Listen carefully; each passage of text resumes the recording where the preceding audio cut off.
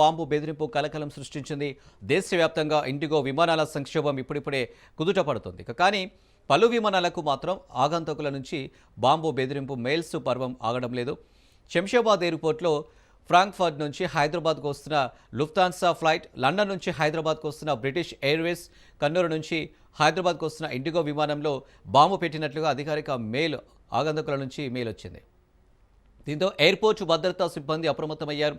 రన్వేలో ఆ 3 విమానాలు సురక్షితంగా ల్యాండింగ్ కాగా వాటిని సిఐఎస్ఎఫ్ బాంబు స్క్వాడ్తో కలిసి సిబ్బంది క్షుణ్ణంగా తనిఖీలు చేస్తున్నారు. ఇక అనుమానం వచ్చిన ప్రతి బ్యాగేజ్ని చెక్ చేసి ప్రయాణికులను ఎయిర్పోర్ట్ నుంచి బయటకు పంపుతున్నారు. బాంబు బెదిరింపు కలకలం రేపుతుంది. దీనికి సంబంధించి డీటెయిల్స్ ఏంటి? అయితే తరచుగా మెయిల్స్ మాత్రం వస్తున్నాయి.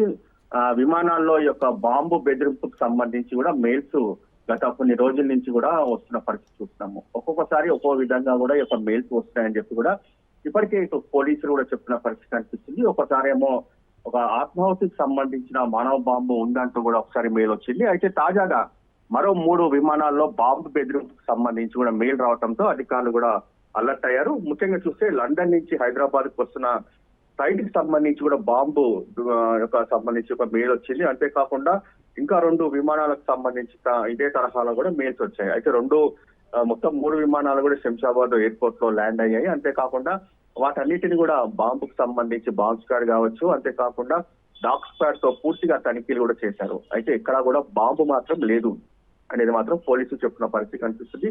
అయితే మెయిల్స్ ఎక్కడి నుంచి వస్తుందనే దానిపైనే పోలీసులు దృష్టి కూడా కొనసాగించారు. అయితే ఐపీ అడ్రస్ సంబంధించి మాత్రం ప్రధానంగా ఎవరు పంపిస్తున్నారు, తరచూ విమానాలకు సంబంధించి బాంబు బెదిరింపు దానిపైన కూడా పోలీసులు ఆరా తీస్తున్నారు.